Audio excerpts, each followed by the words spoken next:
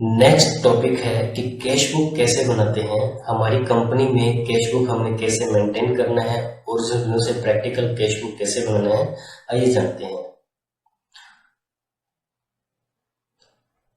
तो cash book के आपको यहाँ पे दो पेज दिखेंगे, पहला पार्ट ये और दूसरा पार्ट ये। तो दोनों को मिला के फर्स्ट डे का कैश बुक बनता है। ये दो पार्ट है। पहले में जो लिखा है रिसीप्ट, यहाँ पर आप नोट कर लो कि ये क्रेडिट साइड है, और जो लिखा है पेमेंट, ये आप नोट कर लो कि ये आपकी डेबिट साइड है, डेबिट। ओके, तो आज हमारी कंपनी का फर्स्ट डे है और हम नई कंपनी का नया काम स्टार्ट कर रहे हैं। तो सबसे पहले हम बुक्स में लिखेंगे श्री गणेशाय नमः, और हमारी कंपनी का नाम साइन ट्रेडर्स है, और हमारी कंपनी फाइनेंशियल ईयर 2021-22 में काम कर रही है। तो ये आप फर्स्ट पेज पे मेंशन कर लोगे कि हमारी कंपनी का नाम साइन ट्रेडर्स है और फाइनेंशियल ईयर 2021-22 में हम काम कर रहे हैं। चलिए स्टार्ट करते हैं कि कैश बुक कैसे बनाते हैं। तो यहाँ जो रिसिप्ट है, यहाँ पर आपने नोट कर लेना है, रिसिप्ट की जगह है क्रेडिट यानी कि CR, और जो पेमेंट लिखा है यहाँ पर आपने नोट कर लेना है डेबिट यानी कि DR। For the month of, कि हम अप्रैल महीने में फर्स्ट डे, अब 1 अप्रैल का काउंटिंग कर रहे हैं, तो यहाँ पर हम लिखेंगे अप्रैल 2021। ओके, यहाँ डेट में डालेंगे 01/04 1 अप्रैल। जो फर्स्ट लाइन है वो हम यूज करते हैं ओपनिंग बैलेंस के लिए, तो यहाँ टाइप करेंगे ओपनिंग बैलेंस। ओपनिंग बैलेंस का मतलब होता है कि पिछले दिन आपका जो क्लोजिंग कैश इन हैंड था वो नेक्स्ट डे के लिए ओपनिंग बैलेंस में आ जाता है, कि आपके बदले में पिछले दिन जितना भी कैश था वो नेक्स्ट डे के लिए ओपनिंग बैलेंस होता है। ये हमारी कंपनी का पहला दिन है और हमने नया बिजनेस स्टार्ट किया है, इसलिए यानी कि इससे पिछले दिन 31 मार्च का कोई क्लोजिंग बैलेंस नहीं था, तो इसलिए ओपनिंग बैलेंस भी हमारा 0 रहेगा। यानी जो कैश इन हैंड नहीं है तो यहाँ पर ओपनिंग बैलेंस भी आपका 0 रहेगा। अब देखते हैं कि हमने आज के दिन क्या क्या ट्रांजैक्शन किया है, हमारी कंपनी में क्या लेन देन हुआ है, उसको समझते हैं। तो ये पहला बिल है MB ट्रेडर्स। तो ये जो बिल, सबसे पहले हम डेट देखेंगे कि हम कौन सी डेट का काउंटिंग कर रहे हैं, 1 अप्रैल का। तो ये जो बिल है वो 1 अप्रैल का है, तो हम इसको लेंगे 1 अप्रैल में। तो यहाँ कैश बुक में हम डेट लिखेंगे 1 अप्रैल। नेक्स्ट हम देखते हैं बिल के बारे में कि बिल हमने, अब हमें ये देखना है कि हमने MB ट्रेडर्स से परचेज किया है या सेल किया है या कोई अदर कोई ट्रांजैक्शन हुआ है। जैसे कि मैंने आपको बताया कि हमारी कंपनी अगर परचेज करती है तो हमेशा हमारी कंपनी का नाम यहाँ नीचे आता है, और अगर हमारी कंपनी सेल करती तो यहाँ MB ट्रेडर्स की जगह है हमारी कंपनी का नाम आता। तो ये हम परचेज कर रहे हैं। अगर हम परचेज कर रहे हैं तो आपको ये देखना है कि जो परचेज कर रहे हैं ये गुड्स हम सेल करने के लिए परचेज कर रहे हैं या हम अपनी कंपनी के लिए परचेज कर रहे हैं। जैसे कि मैंने आपको बताया कि यहाँ पर हम फूड प्रोडक्ट में डील कर रहे हैं और फूड प्रोडक्ट के अंदर हम बेचने के लिए खरीदते हैं। अगर हमने सेल करने के लिए परचेज कर रहे हैं तो हम इसे परचेज का बिल मान के चलेंगे। नेक्स्ट हम देखेंगे कि जो परचेज कर रहे हैं वो लोकल परचेज कर रहे हैं या अदर स्टेट से परचेज कर रहे हैं। तो हमारी कंपनी राजस्थान की है और ये MB ट्रेडर्स भी राजस्थान का है, तो हम ये लोकल ट्रांजैक्शन कर रहे हैं। दूसरा, अगर आपको किसी बिल के बारे में ये जानना हो कि ये हमने विद इन स्टेट ट्रांजैक्शन किया है या आउट ऑफ स्टेट ट्रांजैक्शन किया है, तो आप GST के पहले 2 डिजिट आप देख लो। ये जो पहले 2 डिजिट होते हैं ये बताते हैं कि हमारी कंपनी की स्टेट कौन सी है। तो 08 जो है वो राजस्थान के लिए यूज होता है, तो दोनों में 08 है, ये इसका मतलब ये लोकल ट्रांजैक्शन हो रही है। तो यहां लिखेंगे बाय लोकल परचेज। अब आगे हमने देखना है कि जो हम परचेज कर रहे हैं ये कितने % में कर रहे हैं। तो अगर आप यहाँ देखोगे नीचे तो जो हम परचेज कर रहे हैं वो टैक्स फ्री गुड्स है। कौन सा है? Tax free. सेल या परचेज की एंट्री करते समय आपको लोकल माल बेच रहे हैं, खरीद रहे हैं, या अदर स्टेट में खरीद रहे बेच रहे हैं, इसके साथ आपको ये भी ध्यान रखना है कि कौन सी परसेंटेज में डील कर रहे हैं। 5, 12, 18, 28 कौन सी परसेंटेज में हम डील कर रहे हैं। यहाँ पर हम कर रहे हैं टैक्स फ्री में। आप यहाँ टाइप कर दोगे टैक्स फ्री @टैक्स फ्री। अब हम देखेंगे कि हमारी परचेज वैल्यू कितनी है। इस परचेज बिल में टोटल परचेज वैल्यू कितनी है। तो जो आइटम का टोटल होगा, जैसे यहाँ पर एक आइटम दिया है, अगर एक से ज्यादा आइटम होती है तो इन आइटमों का जितना टोटल होता है उन टोटल जो है वो हमारी कंपनी की परचेज वैल्यू है। या हम ये कह सकते हैं कि जीएसटी टैक्स से पहले जो वैल्यू लिखी हुई है वो आपकी कंपनी की परचेज वैल्यू है। जीएसटी टैक्स से जो पहले वैल्यू लिखी हुई है वो हमारी कंपनी की परचेज वैल्यू है। तो जीएसटी टैक्स से पहले हमारी कंपनी की वैल्यू है 33,760 रुपए। वही हम नोट करेंगे यहाँ पर 33,760 रुपए। अगर हम यहाँ पर 5, 12, 18 यानी टैक्सेबल परचेज में डील करते तो हमें परचेज के नीचे ये CGST और SGST की भी डिटेल डालनी होती, लेकिन यहाँ पर हमारे पास CGST और SGST 0 है। इसलिए जो टोटल का कॉलम है, जो टोटल हमारी बिल वैल्यू है, वो भी हम टोटल के अंदर यहाँ जो टोटल हमारी कंपनी की जो बिल वैल्यू है वो भी सेम आ जाएगी 33,760 रुपए।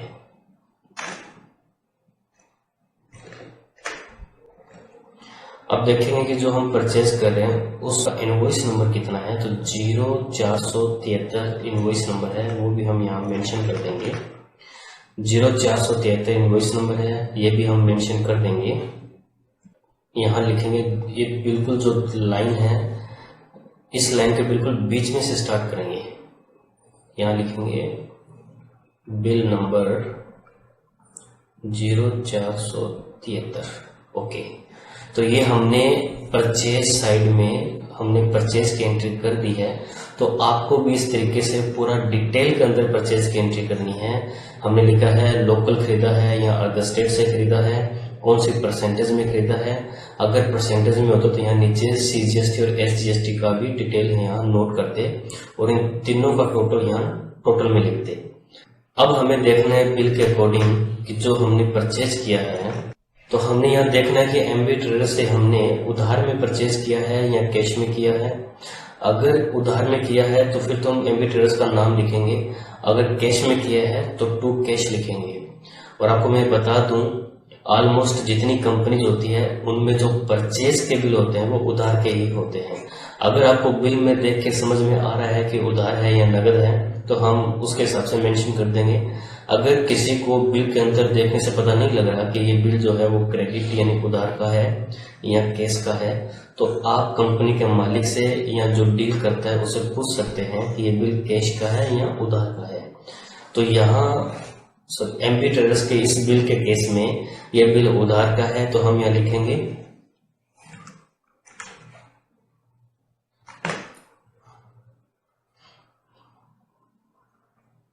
टू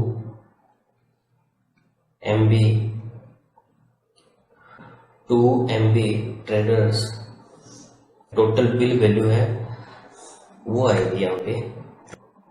अब हमने ये देखना है कि इस बिल के अकॉर्डिंग एमबी ट्रेडर्स को इन फ्यूचर में कितने पैसे देने हैं। तो टोटल जो बिल वैल्यू है ये हमने एमबी ट्रेडर्स को टोटल पैसे देने हैं। बहुत सारे स्टूडेंट क्या करते हैं कि एमबी ट्रेडर्स यानी कि फर्म का जो पार्टी का नाम लिखते हैं उसके नीचे भी जीएसटी और एसजीएसटी यानी कि टैक्सेस लिख देते हैं। तो फर्म के नाम के नीचे टैक्सेस नहीं लिखना, आपने ये टोटल बिल वैल्यू लेनी है 33,760। तो यहाँ मेंशन करेंगे हम अमाउंट में 33,760 रुपए और यही हमारी टोटल वैल्यू आ जाएगी 33,760 रुपए। परचेज एंट्री के नीचे जो इनवॉइस नंबर लिखा है वो हम इधर भी मेंशन कर देंगे, बिल्कुल इस ट्रांजैक्शन में इस लाइन में बिल्कुल बीच में से स्टार्ट करेंगे बिल नंबर 0473। इस तरह से हमने परचेज की एक एंट्री कंप्लीट कर ली है। आपने भी अकाउंट्स करते समय ये इस तरीके से आपने कैश बुक में एंट्रीज करनी है, गोल्डन रूल के अकॉर्डिंग। गोल्डन रूल को ध्यान में रखते हुए आपने डेबिट क्रेडिट की एंट्री करनी है। नेक्स्ट बिल देखते हैं और इसमें एंट्री करते हैं नेक्स्ट बिल की। नेक्स्ट बिल में हमारी कंपनी का नाम यहाँ ऊपर दिया है, इसका मतलब कि हम सेल कर रहे हैं, दूसरा फूड प्रोडक्ट में डील कर रहे हैं, तो इसका मतलब ये हुआ कि हमारी कंपनी जो है वो सेल कर रही है। तो सबसे पहले देखते हैं कौन सी डेट कौन सा है, 1 अप्रैल। ठीक है, हमने 1 अप्रैल का एंट्री कर रहे हैं, तो हम यहाँ चेक करनी है कौन सी डेट की एंट्री कर रहे हैं। फिर हम लिखेंगे किसको माल बेच रहे हैं, मोहित एंड कंपनी को। और अगर कैश होता तो यहाँ पार्टी डिटेल के अंदर कैश मेंशन कर दिया होता हमारी कंपनी ने, बट यहाँ कैश अगर मेंशन नहीं किया तो इसका मतलब ये बिल जो है वो उधार का है। अब हम सेल कर रहे हैं, सेल हमेशा क्रेडिट होती है, तो यहाँ लिखेंगे टू। अभी आपको चेक करने की सेल लोकल से है या अदर स्टेट से है, तो चेक करने के लिए हम देख लेते हैं कि हमारी कंपनी का जीएसटी नंबर आगे 08 है और सामने वाली कंपनी के आगे भी 08 है, यानी कि विद इन स्टेट ही हो रही है। तो हम लिखेंगे लोकल सेल। क्या लिखेंगे, लोकल सेल। तो हम यहाँ लिखेंगे लोकल सेल, लोकल सेल। अब देखेंगे कौन से टैक्स के अंदर हम डील कर रहे हैं।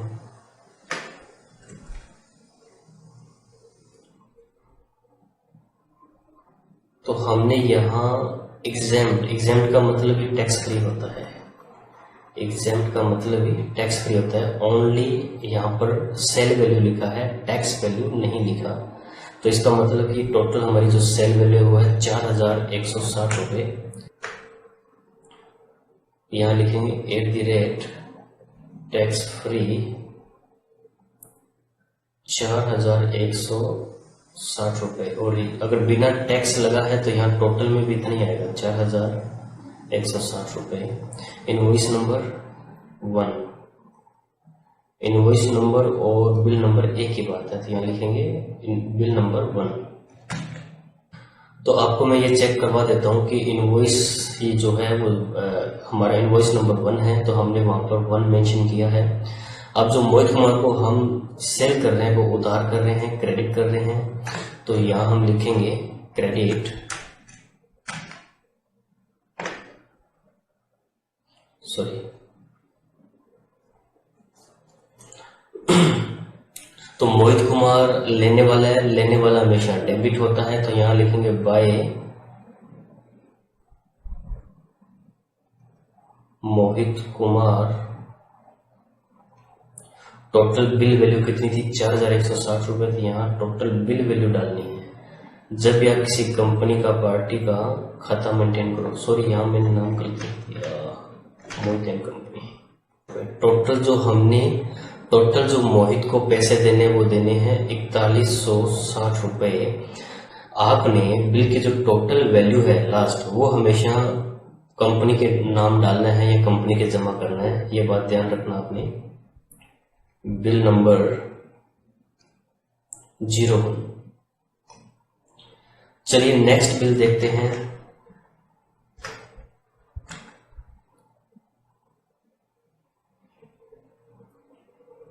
तो यह नेक्स्ट बिल है, सॉरी यह नेक्स्ट बिल नहीं है, ये एक रसिप्ट है। अगर आप यहां चेक करोगे तो यहां लिखा है रसिप्ट। रसिप्ट का मतलब कि हमें कुछ ना कुछ प्राप्त हो रहा है, कुछ ना कुछ प्राप्त हो रहा है। तो ये एक तरह से रसीद है। जब हमारी कंपनी में कोई हमें कैश पेमेंट देता है, जब हमारी कंपनी में कोई हमें कैश में पेमेंट देता है, तो हम उसको एक ऐसी रसीद काट के देते हैं। तो यहाँ प्रोप्राइटर का मतलब होता है कंपनी का मालिक। कि प्रोप्राइटर राम सिंह ने हम कंपनी में 1,40,000 रुपये नकद लगाया, यानी कि 1,40,000 रुपये कैश पेमेंट दिया है कंपनी में, उसका हमने उसको रसीद काट के दिया है। वैसे देखा जाए तो इसका कोई रसीद नहीं बनता, कि कंपनी का मालिक जितना कंपनी में पैसा लगाएगा उसका रसीद नहीं बनता, बट ये मैंने आपको वैसी रसीद काट के दिया है याददाश्त के लिए, ताकि हमें याद रहे कि कंपनी के मालिक ने इतने पैसे लगाए हैं। तो अगर कोई व्यक्ति या कोई कंपनी हमारी कंपनी में कैश जमा कराता है तो उसकी एंट्री कैसे करते हैं, आइए जानते हैं। तो ये 1/4/21 की एंट्री है। ये आपने खास ध्यान रखना है कि जो आपका कैश बुक बना रहे हो फर्स्ट डे का, तो ओनली फर्स्ट डे की एंट्री ही उसमें डालनी है। अगर नेक्स्ट डे यानी सेकंड डे जब भी अगर डेट यहाँ चेंज हो गया तो आपने नेक्स्ट डे में उसकी एंट्री करनी है, उसी के नीचे नहीं करना। यानी एक पेज के ऊपर एक ही दिन की एंट्री करनी है। नेक्स्ट डे की एंट्री करने के लिए नया पेज लेंगे, दूसरा पेज लेंगे।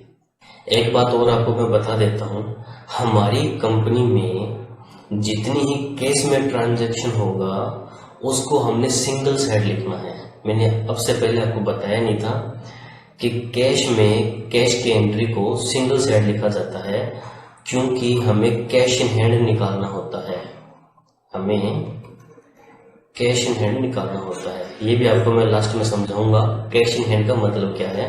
तो हमारी कंपनी में जितना भी कैश में लेन देन हुआ है वो सारा का सारा सिंगल साइड लिखना है। सिंगल साइड का मतलब यहाँ इसको क्रेडिट साइड लिखेंगे, यहाँ इसको डेबिट साइड लिखेंगे। चलो आइए मैं समझाता हूँ कि सिंगल साइड कैश की एंट्री कैसे करते हैं। अगर राम सिंह हमारी कंपनी में पैसा दे रहा है, देने वाले को क्या करेंगे, क्रेडिट। तो यहां लिखेंगे टू प्रोप्राइटर राम सिंह। कितना पैसा दे रहा है, 1,40,000। 1,40,000। अब देखते हैं रसीद नंबर क्या है। तो यहाँ रसीद नंबर है जी 01। तो हम रसीद नंबर लिखेंगे, यहाँ इसके नीचे आ जाएगा रसीद नंबर 01। अब डेबिट साइड में लिखना था बाय कैश 1,40,000, लेकिन ये नहीं लिखना। आपको मैं बार बार बता रहा हूं कि कैश की एंट्री को सिंगल साइड करना है। कैश की एंट्री को सिंगल साइड लिखना है, दोनों तरफ एंट्री नहीं होंगी, सिर्फ एक साइड एंट्री आएगी। अगर कोई खर्चा हुआ है, हमारी कंपनी से कैश जा रहा है तो डेबिट में लिखेंगे। अगर हमारी कंपनी में कैश आ रहा है, इन हो रहा है, तो क्रेडिट में लिखेंगे।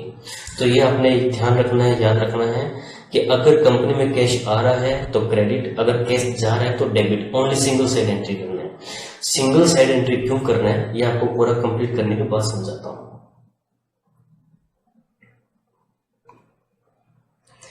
चलिए नेक्स्ट ट्रांजैक्शन देखते हैं।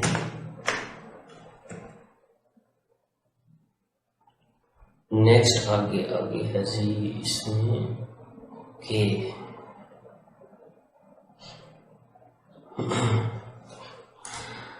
नेक्स्ट ट्रांजैक्शन में है, यहां नेक्स्ट ट्रांजैक्शन में बैंक वाउचर है। ये क्या है, बैंक वाउचर। बैंक वाउचर का यूज कब और कैसे होता है, जैसे कि बैंक में कैश जमा कराने के लिए, बैंक में कैश डिपॉजिट करवाने के लिए, अगर किसी अदर कंपनी से हमने पैसे लेने हैं, उसने कैश में ना देके हमें चेक दे दिया, तो वो चेक हम क्या करेंगे, अपने बैंक में लगाएंगे। तो उसके लिए भी ये बैंक वाउचर यूज होता है, चेक लगाने के लिए। किस लिए यूज होता है, चेक लगाने के लिए। और इसके अलावा आरटीजीएस करवाने के लिए, एनएफईटी नेफ्ट करवाने के लिए,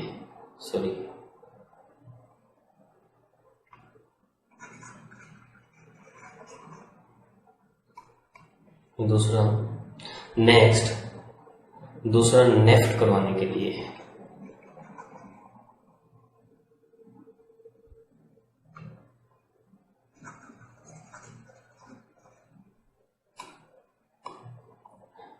दूसरा नेफ्ट करवाने के लिए। ये आरटीजीएस क्या होता है, नेफ्ट क्या होता है, आप में से कुछ स्टूडेंट जानते हैं, और जिनको अभी ये नहीं मालूम है तो नेक्स्ट क्लासेस के अंदर अपने इसको कवर करेंगे। आरटीजीएस क्या होता है, नेफ्ट क्या होता है। आपको ये तो मालूम ही है कि हम किसी को चेक के थ्रू पेमेंट दे सकते हैं, उसके लिए भी ये वाउचर यूज होता है। तो यहाँ पर हमने क्या किया है कि मोहित कुमार से हमने चेक लिया मोहित कुमार से हमने चेक लिया है 90,000 का। 1 अप्रैल में हमने बैंक में लगाया है, ओबीसी बैंक का ये चेक था, और हमने अपने खाते में लगाया है। इसका वाउचर फिल कैसे करते हैं, जिस डेट को हम चेक लगाते हैं वो डेट डाल दी, हमारी कंपनी का अकाउंट नंबर लिखा, कंपनी का नाम लिखा, कितने का चेक था, अमाउंट भरा, और यहाँ शब्दों में यानी कि वर्ड में लिखा, और मोहित कुमार 90,000 रुपए, यहाँ डिटेल लिख दिया, चेक का डिटेल आता है यहाँ पे, तो मैंने चेक का डिटेल लिख दिया। अब क्वेश्चन ये आता है कि ये चेक हमने क्यों लिया मोहित कुमार से ना, मोहित कुमार से हमने चेक क्यों लिया। यहाँ 2 स्लिप देख रहे होंगे, मोहित कुमार से हम एज लोन यानी उधार पैसा ले रहे हैं, लोन पे ब्याज पर हमने मोहित कुमार से उधार पैसा लिया है, और ये मैं मेंशन कर दूंगा वाउचर्स के ऊपर। अगर लोन है तो लोन लिख दूंगा, रेंट है तो रेंट लिख दूंगा, इस तरीके से इनको मेंशन कर दूंगा ताकि आपको एंट्री करने में थोड़ा आसानी रहे। अब आपको यहाँ पर ये 2 वाउचर दिख रहे हैं, एक ये दिख रहा है और एक यहाँ नीचे दिख रहा है ये वाला, और आपको ये लाइनिंग भी दिख रही होगी, यहाँ पे ये ना लाइनिंग दिख रही है। तो ये जो पहले ऊपर का जो ऊपर का ये पार्ट है ये हम अपने लिए फिल करते हैं, और ये जो नीचे का पार्ट है ये बैंक के लिए फिल करते हैं। ये पूरी स्लिप जुड़ी हुई थी, मतलब कि ये पार्ट और नेक्स्ट ये दोनों जुड़ा हुआ था।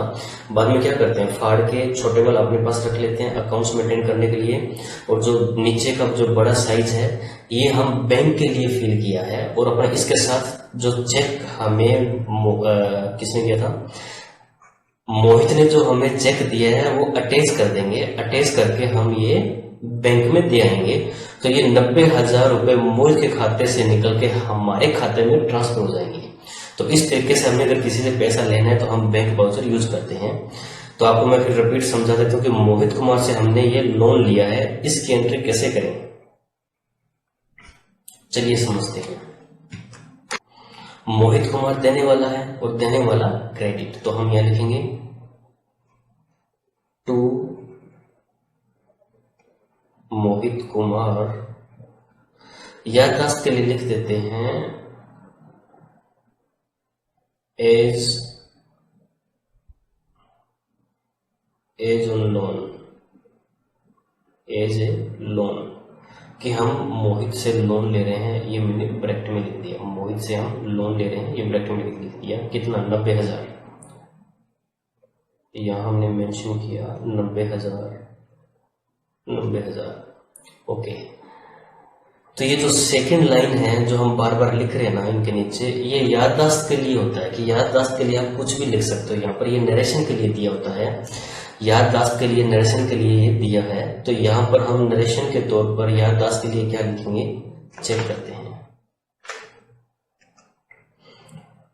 जो चेक नंबर है ना ये यूनिक है, तो यहाँ पर हम चेक नंबर डाल देते हैं कि इस चेक से मोहित से हमने पेमेंट लिया था। जो चेक नंबर है ये यूनिक है, तो यहाँ पर हम ये चेक नंबर डाल देते हैं कि मोहित से हमने इस नंबर से चेक लिया था।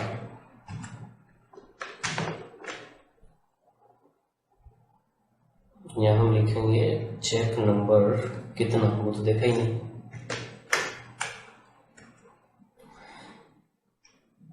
428898, 428898, 428898, ओके। तो ये हमने एंट्री कर दिया, यहाँ थोड़ा सा मिस्टेक रह गया, 90,000, ओके। तो ये हमने क्रेडिट साइड लिखा। अब डेबिट साइड कौन सी एंट्री आएगी, बहुत सारे ये स्टूडेंट सोचते हैं कि हमने अगर बैंक में चेक लगाया है तो उसकी भी सिंगल साइड एंट्री होगा, नहीं, ओनली केस की एंट्री सिंगल साइड करना है, बैंक की एंट्री डबल साइड होगा। तो यहाँ क्या डालेंगे, या हमारी खुद का जो बैंक है उसका नाम लिखेंगे कि लेने वाला जो है वो पीएनबी बैंक है, हमारा जो बैंक है वो पीएनबी बैंक है, तो हमने यहाँ लिख दिया पीएनबी बैंक अकाउंट 90,000 रुपये। 90,000 रुपये हमने अपने बैंक में ट्रांसफर हो जाएगा, तो हमने इनके नाम लिख दिया 90,000 रुपये, चेक नंबर 428898। ओके, ये तो एंट्री कंप्लीट हो गया। हमने अगर किसी से चेक लिया है तो उसकी एंट्री ऐसे ही होगा, चाहे वो लोन हम चाहे उधार ले रहे हैं या हमने पहले कोई गुड सेल किया तो उसके बदले में हमें वापस मिल रहा है पैसा, जो हमने कोई उधार माल बेचा उसके अगेंस्ट में हमें कोई चेक रिसीव है तो उसकी भी एंट्री हमने इस तरीके से ही करनी है। तो ये आपने ध्यान रखना है कि बैंक की एंट्री इस तरीके से करनी है। चलिए नेक्स्ट आगे देखते हैं, नेक्स्ट ट्रांजैक्शन क्या हुआ है। ओके,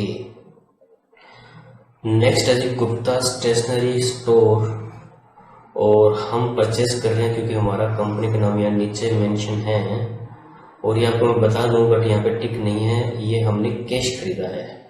और हमने यहाँ files, box file, attendance register, ball pen, calculator, इसका मतलब कि हम स्टेशनरी परचेज कर रहे हैं। क्या कर रहे हैं? स्टेशनरी परचेज कर रहे हैं। और आपको मैं बता दूं कि कोई भी अगर खर्चा हो, जो हमारी स्टेशनरी जो हम परचेज कर रहे हैं कंपनी के लिए, और ये कम समय चलने वाली चीज है, एक बार हमने इसे परचेज कर लिया, मान लो हमने पेन खरीद लिया तो वापस इसको रीसेल नहीं कर सकते, इसलिए ये जो बिल है हमारी कंपनी के लिए एक्सपेंसेस है। क्या है ये? एक्सपेंसेस। तो ये हम इसको लिखेंगे printing and stationery expenses, printing and stationery expenses. अब ये मैंने प्रिंटिंग एंड स्टेशनरी एक्सपेंसेस कहाँ से लिया? इसके लिए आपको नोट्स रीड करना होगा। अकाउंटिंग रूल के नाम से जो नोट्स है उसमें दिया हुआ है कौन सा खर्चा किस हेड में आएगा, वो मैंने सारा लिख के दे रखा उसमें, तो आप उसमें से देख लेना कि जो भी प्रिंटिंग पे जो प्रिंटिंग पे खर्चा होता है, स्टेशनरी पे खर्चा होता है, वो सारे इस हेड में डालते हैं, printing and stationery expenses. Total कितने का है? 1512 रुपए का टोटल हमने यहाँ लेना है, 1512 रुपए का। और ये हम कैश में पे कर रहे हैं, यहाँ पर टिक नहीं लगा हुआ, तो ये हम कैश में परचेज कर रहे हैं। तो इसकी एंट्री कैसे करेंगे आइए देखते हैं। अब एक्सपेंसेस हमेशा डेबिट होता है हमारी कंपनी में, तो हमने लिखना है by printing and stationery expenses. कितना था? 1512 रुपए। बिल नंबर देख लेते हैं कितना है। बिल नंबर है जी 0011, तो यहां हम लिखेंगे बिल नंबर, यहां हम लिखेंगे बिल नंबर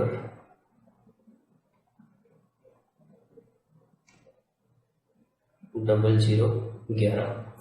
तो ये खर्चे का हमने एंट्री कर दिया। जैसे कि आपको मैंने पहले बताया था कि कैश की एंट्री को सिंगल साइड लिखना है। अगर हमें कैश मिला था 1,40,000 रुपये तो हमने इधर नहीं मेंशन किया। अब हमने पे किया है, कंपनी से कैश जा रहा है, तो हम इधर क्रेडिट साइड में मेंशन नहीं करेंगे, कैश की एंट्री सिंगल साइड करेंगे। तो ये एंट्री कंप्लीट हो गई। नेक्स्ट आगे देखते हैं। ओके, नेक्स्ट है जी श्री ओम कंप्यूटर धर्मकांटा, यानी कि हमने कोई कांटा करवाया है, हमारा जो कोई गुड्स आया उसको हमने तुलवाया है, वेट करवाया है। तो ये जो पर्ची है वो धर्मकांटा की है। आपने देखा कोई सड़क के ऊपर साइड में एक तरफ लंबा सा एक कांटा लगा होता है, तो ट्रक उसके ऊपर जाता है और उसको हमने कांटा करते हैं, यानी कि उसका वेट करते हैं कि कितना इसका वजन है, वजन करवाते हैं। उसके 50 रुपए लगे हैं, 50 रुपए। कितने की रसीद कटी है ये? 50 रुपए की। किसने दिए हैं ये? साई ट्रेडर्स ने दिए हैं 50 रुपए। तो हम इसकी एंट्री कैसे करेंगे आइए देखते हैं कि हमने जोधपुर वाली पार्टी से माल खरीदा था, तो उन्होंने जो ट्रक भेजा है उसको हमने कांटा करवाया, वजन करवाया, उसके हमारे 50 रुपए लगे। अब परचेज के ऊपर जो भी खर्चे लगते हैं वो किस में आते हैं? Freight expenses. तो हम इसको डालेंगे फ्राइट एक्सपेंसेस में। आइए इसकी एंट्री करते हैं, ये हमारी कंपनी के लिए खर्चा है। तो इसकी एंट्री करेंगे बाय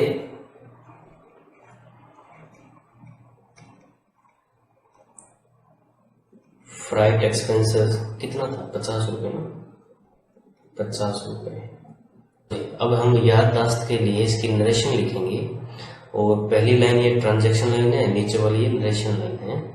तो नरेशन इसकी देख लेते हैं। इसका बिल नंबर है जी 3352, 3352 रुपये, 3352 रुपये। तो यहाँ हम नोट करेंगे बिल नंबर 3352 रुपये। ओके, तो इसकी हमने एंट्री कर पोस्ट कर दी है। आगे नेक्स्ट देखते हैं कि नेक्स्ट कौन सा बिल है। नेक्स्ट हम स्क्रॉल कर रहे हैं, नेक्स्ट बिल है जी। ओके, नेक्स्ट फिर ये मोहित कंप्यूटर धर्मकांटा, एक और बिल आ गया धर्मकांटा का। अब की बार इसमें क्या चेंज है थोड़ा देख लेते हैं।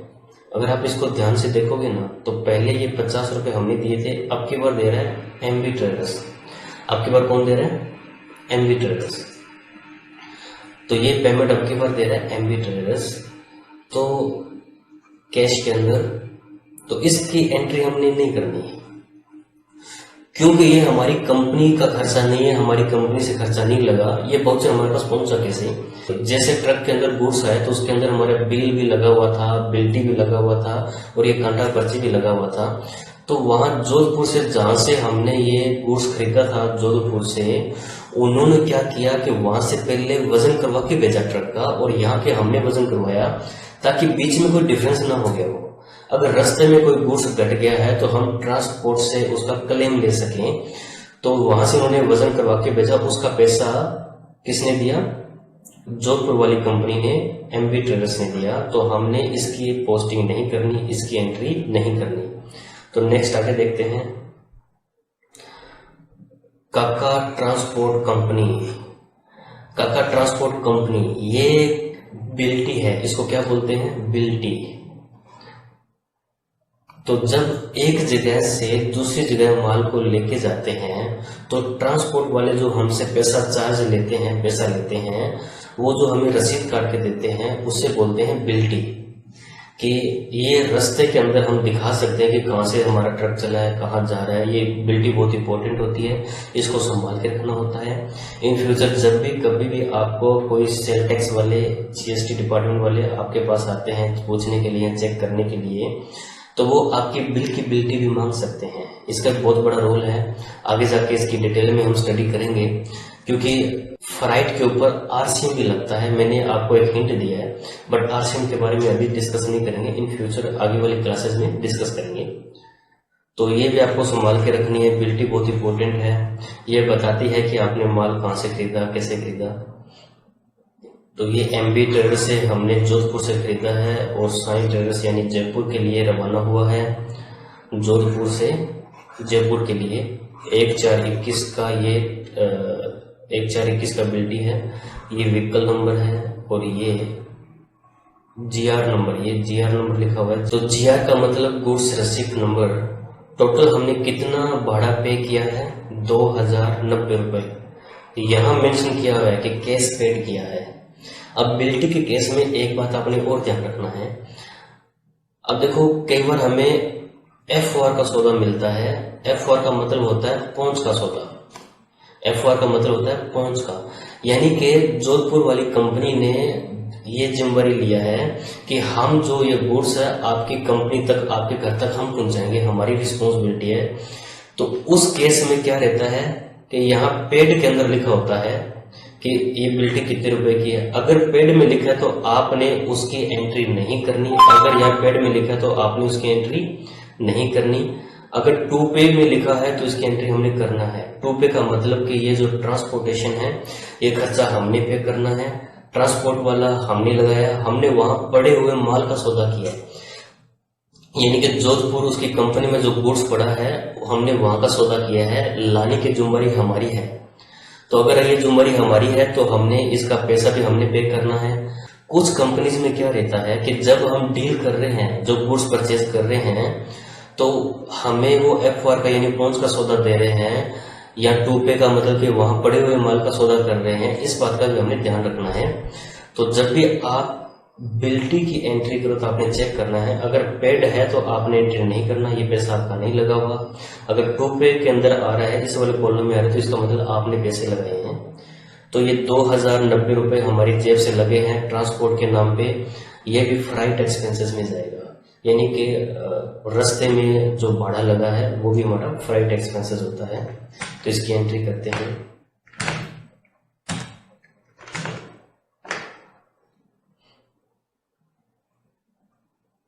बाय फ्राइट एक्सपेंसेस 2090 रुपए। नीचे लिखेंगे GR नंबर। GR नंबर मतलब कि गुड्स रिसीप्ट नंबर कितना था? गुड्स रिसीप्ट नंबर है 5648, 5648 रुपये ना, 5648। ओके, तो कैश की एंट्री भी आपने सिंगल साइड करनी है। तो नेक्स्ट आगे देखते हैं कि और नेक्स्ट कौन सी ट्रांजैक्शन है। तो नेक्स्ट यहाँ कैश बुक बना हुआ है, इसका मतलब कि आज के दिन जितनी भी ट्रांजैक्शन थी वो हमने कंप्लीट कर ली है। जैसे ही आपको कैश बुक दिखे तो आप इसको बंद कर दें। पहले आपने जो एंट्रीज की है इनका टोटल करें और कैश इन हैंड निकालें, उसके बाद हम चेक करते हैं कि हमने जो ट्रांजैक्शन किया है वो सही है या गलत है। ओके, तो यहाँ देखते हैं, टोटल देखते हैं इसका टोटल निकालते हैं कि टोटल कितना आता है। पहला है 33,760, 4160 प्लस 41 प्लस 90,000। तो क्रेडिट साइड में टोटल आ रहा है जी 2,67,920 रुपए।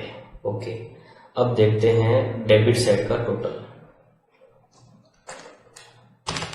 33,760 plus 4160 plus 90,000 plus 15 12 plus 50 plus 2,090। इधर का टोटल आया है 1,31,572। ये टोटल आया है।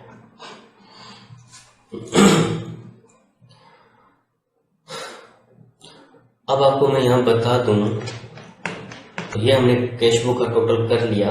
अब थोड़ा सा डिस्कस कर लेते हैं कि कैश बुक बनाने के क्या बेनिफिट होते हैं। तो पहला बेनिफिट तो ये है कि मान लीजिए कि आपकी कंपनी में आपने पूरे दिन में जो भी ट्रांजैक्शन किया, 1 2 3 4 5 6 जितने भी ट्रांजैक्शन किए, वो पूरे के पूरे हमें एक ही पेज पे मिल जाते हैं। अगर हमसे कोई आज के ट्रांजैक्शन के बारे में डिस्कस करे तो हम उनको यहाँ कैश बुक देके बता सकते हैं कि हमने आज के दिन ये ट्रांजैक्शन किया। दूसरा इसका बेनिफिट क्या है कैश बुक बनाने का, सबसे इम्पोर्टेंट, और ये हम जो कैश बुक बनाते हैं वो इसीलिए बनाते हैं कि पूरे दिन जितना ट्रांजैक्शन हुआ उधार नगद में वो हमने कर लिया। अब उन बिल को हमने कैश बुक में नोट कर लिया।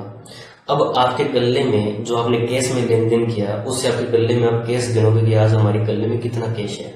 मान लो आपके गले में 50,000 कैश है, 30,000 है, 5,000 है, जितना भी है, आपने वो कैश इन हैंड जो आपके गले में कैश है, उस कैश को आपने कैश बुक से मिलान करना है। क्या करना है?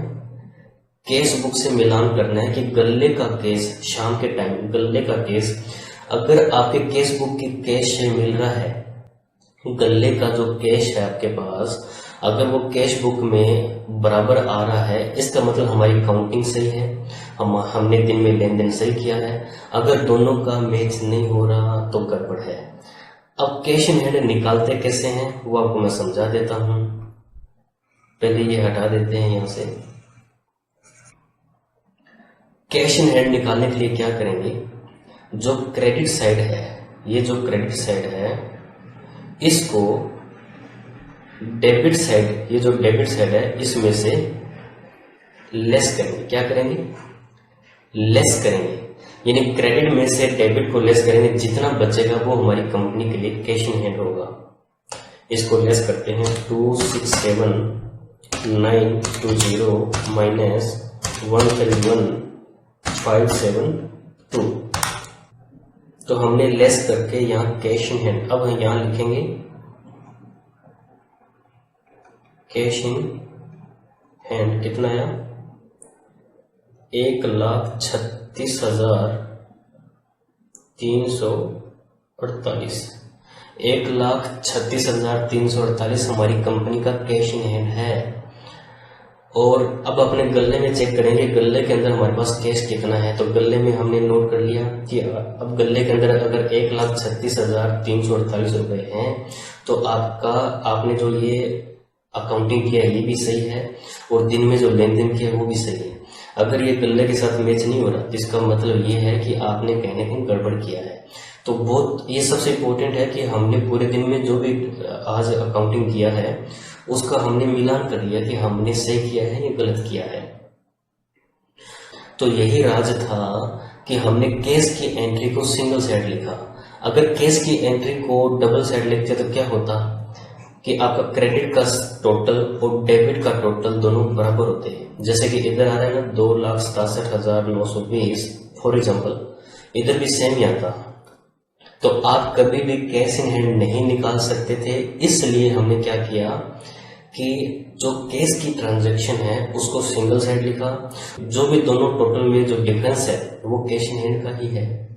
तो इस तरीके से हम इजीली कैश इन हैंड निकाल सकते हैं, और कैश इन हैंड निकालने के लिए ही हम केस की एंट्री को सिंगल साइड करते हैं। आई होप कि आपको ये समझ में आ गया होगा कि कैश बुक कैसे बनाना है और कैश इन हैंड कैसे निकालना है। अब नेक्स्ट आपने क्या करना है कि आपने कैश बुक बना लिया। अब अपने खोलेंगे वापस जो दिन में हमने ट्रांजैक्शन किया है, और स्क्रॉल करके नीचे आएंगे और यहाँ चेक करेंगे। अब आपने एक एक एंट्री मिलान करो इसके साथ कि हमने यहाँ मतलब कि एमबी ट्रेडर सही लिखा है क्या, बिल नंबर सही लिखा है, टैक्स फ्री, ये पूरा लिखना है।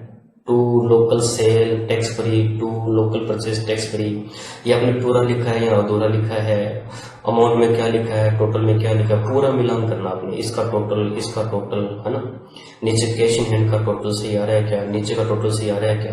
एक ट्रांजैक्शन को बढ़िया 1 मिनट ज्यादा लग जाए कोई दिक्कत नहीं है, अच्छे से इसको मिलान करो। तो जैसे कि मैंने यहाँ पर अगर जो किया है आप उसके साथ मिलान कर सकते हो कि जो हमने यहाँ लिखा है वही हमने यहाँ कैश बुक में आ रहा है। तो अपने इसको थोड़ा सा मिलान कर लेते हैं। यहाँ कैश बुक में कैश इन हैंड आ रहा है 1,36,348, और हमारे पास जो हमने कैश बुक बनाई है उसमें भी इतना ही आ रहा है 1,36,348। तो इस तरीके से आपने कैश बुक बनाना है। अब एक बात और इम्पोर्टेंट आपको मैं बता देता हूँ, कैश बुक बनाते समय आपने ध्यान रखना है।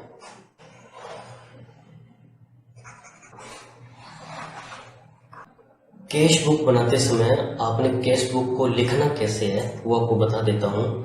एक तो आपने पेंसिल लेना है ताकि कोई गलती तो हम उसको इरेज करके सही कर सकें।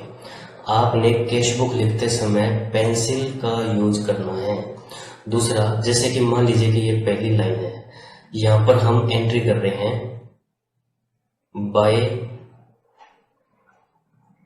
Local purchase. तो मैं यहाँ ये टाइपराइटर से लिख रहा हूँ तो थोड़ा ये सही नहीं लिखा जा रहा, बट आपने अच्छे से लिखना है कि जो ये लाइन है, ये वाली जो लाइन है, जैसे मैं यहाँ बाय लिख रहा हूँ, यहाँ बाय लिख रहा हूँ, तो इस लाइन को टच करते हुए लिखना है। कई स्टूडेंट क्या करते हैं, एक पहला यहाँ लिखा, बाद में यहाँ लिखा, फिर यहाँ लिखा, ऐसे नहीं लिखना, बिल्कुल टच करते हुए। इसके बाद जो इसके नीचे जस्ट नीचे वाली जो लाइन है, ये हम यूज करते हैं नरेशन के लिए, अपनी याददाश्त के लिए कुछ लिखते हैं। तो जो पूरी लाइन है इसको बिल्कुल बीच में से स्टार्ट करना है, बिल नंबर इतना, रसीद नंबर इतना, ऐसे करके। तो ये क्या रहेगा, एक तो इसकी ये सीक्वेंस बनी रहेगी और दोनों लाइन के बीच में से टोटल होगा। इसका बेनिफिट ये है कि हमें कल को किसी को दिखाना हो या किसी को बताना हो या किसी और को हमारी बुक्स को देखे तो उसको पता रहेगा कि ये ट्रांजैक्शन है, ये हमारी एंट्री है मेन, और ये नरेशन है, क्योंकि हमने हाफ लाइन से स्टार्ट किया इसको लिखना, बिल्कुल बीच में से लिखना स्टार्ट किया है। तो आपने इन दो बातों का ध्यान रखना है लिखते समय। तीसरा, मैं आपको दो तरीके से यहाँ पर लिख के दिखाता हूँ। अब आपने अमाउंट कैसे लिखना है ये हम देखते हैं। मान लीजिए आपने यहाँ लिखा 50,000, 100, 10, 2,000, 500। अब दूसरा आप इस अपनी मर्जी से कहीं भी लिख दो, ये ऐसे लिख दिया जैसे ना।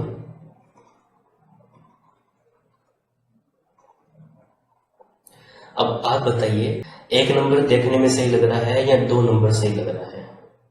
एक नंबर, वेरी गुड, क्योंकि लिखने का तरीका यही रहता है। अगर आप इसका टोटल करोगे ना तो इजीली हो जाएगा, इकाई, दहाई, सैकड़ा, हजार, दर्जन ना, इजीली टोटल हो जाएगा। इसका टोटल कैसे करोगे, कैसे करोगे इसका टोटल?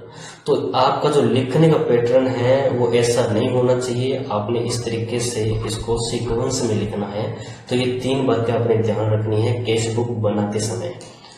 तो आई होप कि आपको समझ में आ गया होगा कि कैश बुक कैसे बनाते हैं। ये आप कंप्लीट कर लो। अभी नेक्स्ट आपने क्या करना है, अब आपके मन में एक क्वेश्चन आ रहा होगा कि ये बिल्स आपको कहाँ से मिलेंगे, आप किस तरीके से ये बिल्स एंट्री करके क्रॉस टैली कर सकते हो, क्रॉस आप मिलान कर सकते हो।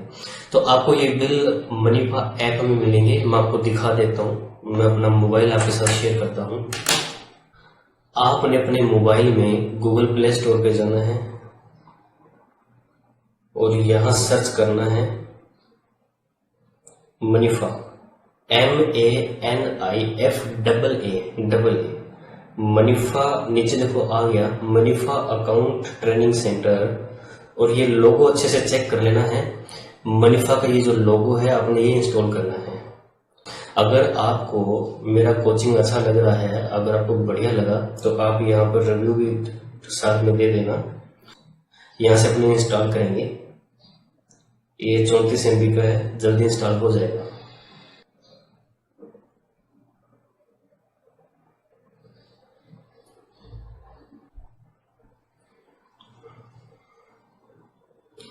इंस्टॉल करने के बाद इसको आप ओपन करोगे। अब जैसे कि आप स्क्रीन पर देख रहे हैं, तो यहाँ आपने अपना नाम डालना है,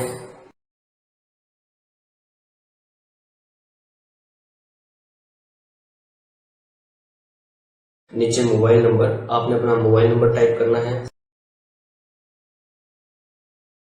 एंड रजिस्टर करना है। रजिस्टर करते ही नेक्स्ट विंडो अपीयर होगा, select your course and batch. तो यहाँ पर आपने कोर्स सेलेक्ट करना है, practical base accounts and tax expert, and okay करना है। ओके करने के बाद आपके पास एक ओटीपी आएगा। क्या आएगा? एक ओटीपी आएगा। ये ओटीपी आपने यहाँ पर टाइप करना है एंड वेरीफाई। आप जैसे ही मेन स्क्रीन पे जाएंगे,